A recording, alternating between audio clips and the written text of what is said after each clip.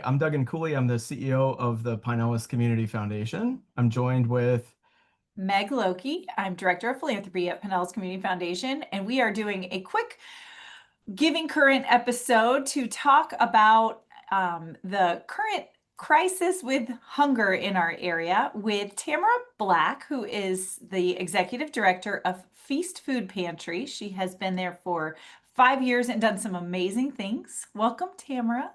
Thank you. Thank you so much for having me. Happy to. So, can you start by telling us a little bit about what you're seeing right now at Feast? I'm really interested in knowing what the government shutdown and the delay in SNAP benefits has had and the number of people coming to you for help. Yeah, it's honestly been incredible. In the past 2.5 weeks, we've seen almost double the amount of people that we typically see. We have lines that have extended all the way out to US 19 and just families in need, new families who've never been to us before and are coming for the first time. Honestly, I'm hearing stories from our volunteers about families who are in the parking lot. They're crying. They don't want to be here. They've never been in this position. So it's been a lot. The demand is overwhelming. And I'm so glad that you all are able to respond and be able to help, and especially if the numbers have increased significantly. Thank you to you and your leadership, your volunteers. I know you rely heavily on volunteers, and this has had a significant impact on them too. So thank you very much for that. You mentioned a little bit about new faces and people who have never been there before, or maybe never reached out for help. Can you tell us a little bit more about that? Yes, even before the shutdown, we were already seeing a lot of new families. In fact, we'd seen 1,500 new families just this year, and then that number has increased oh, since the shutdown. So it's been a lot of people who are turning to us for help that can't make ends meet. These are typically families who are working families that just really have either experienced some kind of medical crisis or something has changed in their life or they can't pay their rent, and they have to decide between buying food and all of their other expenses. So they turn to us for help. And honestly, most of them don't want to be here. All of them don't want to be here, really. We try to reach out to schools and community organizations to let them know that we exist. Because there's families who need help that aren't even aware of our services. So we really try to be very deliberate about that. And through that, I think we've seen a lot of families who have turned to us for help. And we're here in the holidays honestly is our busiest time. So we anticipate this trend to continue. and how are you doing with supplies, with food, with all of the things you, because it's not just food that you give out. I mean, there's Mhm. more household supplies and things like that. How are Right, you right. doing with that?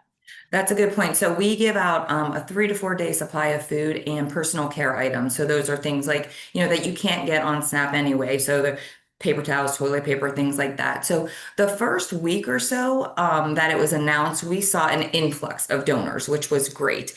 But now, as some time has gone on, it started to dwindle a bit. So we definitely still do need, food, those personal care items, monetary donations so that we can go and purchase the food. And it's really coming at a rough time, for families that when we're going into the holiday season and people are thinking about, buying gifts and hosting dinners for their families, and they just can't afford to do that. So the families that have been impacted by the SNAP shutdown, it's a very challenging time for them. But is it a place like people could donate to you if they want? Is that For sure. So if you go to our website, which is feastfoodpantry.org, you can just donate right on there, any type of monetary. If you'd like to do food, you can come to us when we're open, or we have bins outside of our facility that you can just put your donations in there. So we have a lot of families that are in need, and we definitely need that food. We give a nice supply of food to the families because we want to create a balanced meal for all the families. So if people do want to donate, that's how they can do that. They can contact us. If they have any special, like we have a lot of businesses that have reached out and said, "Hey, I want to put a bin at my business, or I want to put a bin at my oh, good. church." So they can definitely reach out to us through the website if they want to do something kind of unique. One other nice thing is we've had some high school kids who have said they want to help and get involved, which is it's so heartwarming to see, the younger kids wanting to do that. So any unique idea that anyone has to help us to raise food and money and awareness, we love that. So we're open to anything. Okay. So certainly, monetary donations are very, very helpful because they allow you the flexibility to purchase what you need that you might have in short supply. But if people want to provide food, they want to give in kind, go to the grocery store and shop, and then drop food off to you. Is there anything in particular that is more helpful to Feast if people are going to bring food than other things? Yes, I call them like the biggies, the staples. And those are the things, when you think about yourself or your family, but so there's peanut butter, macaroni and cheese, soup, cereal. Those are more expensive items and they're what people need for their family. So those are typically the items that we ask for: pasta, pasta sauce, things like that. Like I mentioned, we have a bin right outside at our facility, and we always encourage, and we put on our website or on our social media, BOGOs. You can go to Publix and most of these things are on BOGOs at least once Cheerios a are week. on BOGO right now. What are? Cheerios. Okay. Okay, that's a perfect example, Meg. And they're like $8 right now. It's insane how expensive cereal's gotten. Exactly. And that's why a lot of times people don't think, oh, that's a lot to donate. But if you go to Publix and just get a BOGO, you get it for free.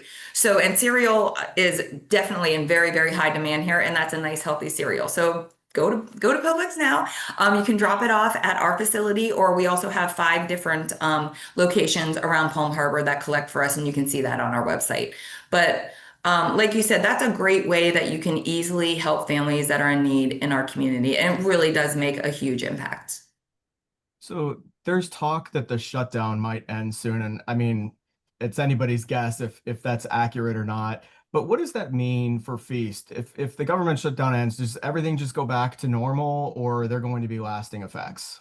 I believe there'll be lasting effects, much like COVID. In fact, I keep likening this situation here to COVID because we have tons of new families, tons of people that need help. Meanwhile, we have a lot of great new donors who want to get involved.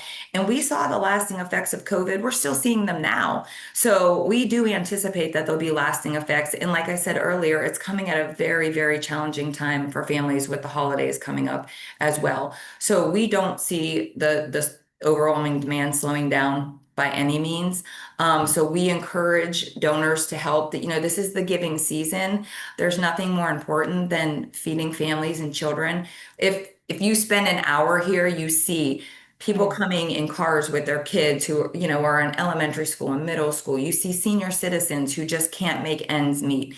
You see tons of families who just really need help, and they're so grateful and so appreciative for the services that we provide to them. So I think, for people who do want to get involved and help, this is a great way to do so. These are our Well, neighbors.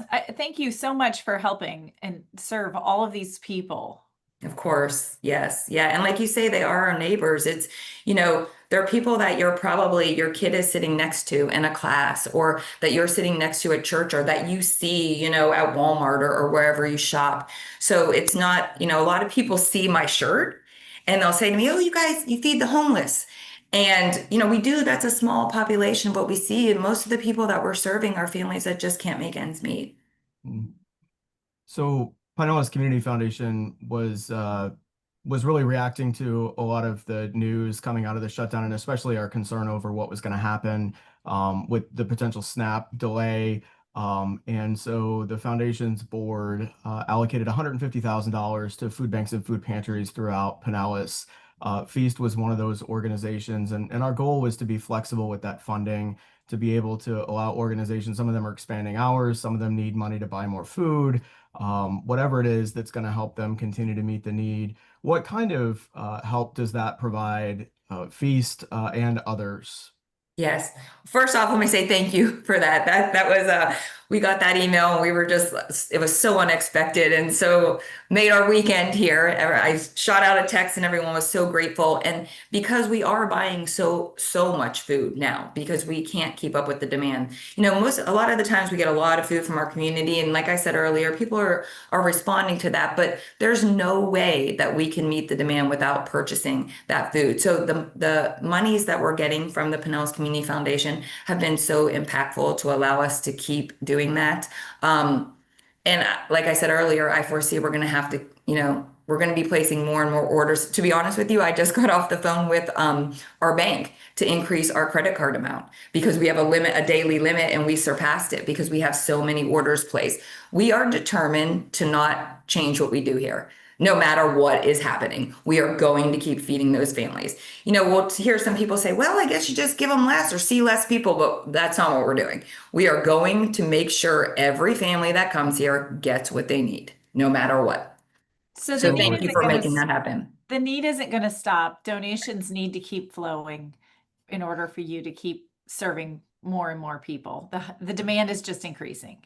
The demand's increasing, and you know, like I said, it's a basic need. So we're determined to make sure that families have what they need, and anything a donor can do, whether that be, you know, the in-kind donation of food or a monetary donation, will help us make that happen. I want to thank you and everything that you and the team at Feast are doing. Is there anything else that you want us in the community to know right now? Well, we to switch to the holidays, we're actually having a turkey drive this Saturday at Harbor Hall in Palm Harbor from 9 to 12. And we just ask people to bring a frozen turkey. It's on our social media, on our Facebook and our Instagram for more details. But last year we saw 756 families for Thanksgiving. This year, we're planning for 1,250 families, and that's a really conservative estimate. So this is a special holiday distribution that our families receive. They get a frozen turkey and all the sides that you would typically, you know, mashed potatoes and yams and all the things. So we need 1,250 frozen turkeys. So we're purchasing some of them, but we're having this turkey drive this Saturday to try to get the community involved and make sure that we have enough to get the families what they need for this holiday season. So people need to bring their turkeys out. Bring those turkeys. Yes. Yes. And a monetary donation For sure. Yes. works well as well. Of course. Yes. If you can't make it, yeah, you can do a monetary donation, and everything is on our website and on our Facebook page. So What for is more your information, website? it is feastfoodpantry.org.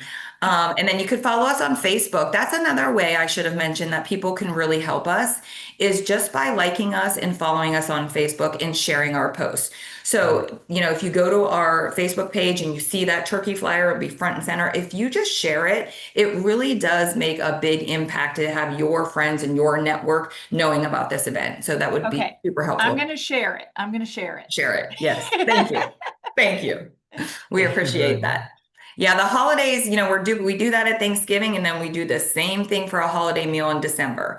So that's why I mentioned it. This is a rough time. We're already seeing an overwhelming demand. And then in addition, we are having a Thanksgiving and then a December holiday distribution. So donors and people in the community can help get involved by bringing that food, come into the turkey drive. There's a ton of ways to help, and we're open to any ideas and creative things. Thank you. And again, I want to say thank you to you and all of the volunteers and the team at Feast for what you're doing for our community. I want to thank everybody for joining us for this special episode of The Giving Current. If you're watching and wondering how to help, Feast and other local food pantries need your support right now, whether that's a donation, volunteering, or as Tamara said, spreading the word. It can be through social media. Anything that you can do, every bit helps. Thank you. Thank you. Thank you for all you do for us. I appreciate it. See you. Bye.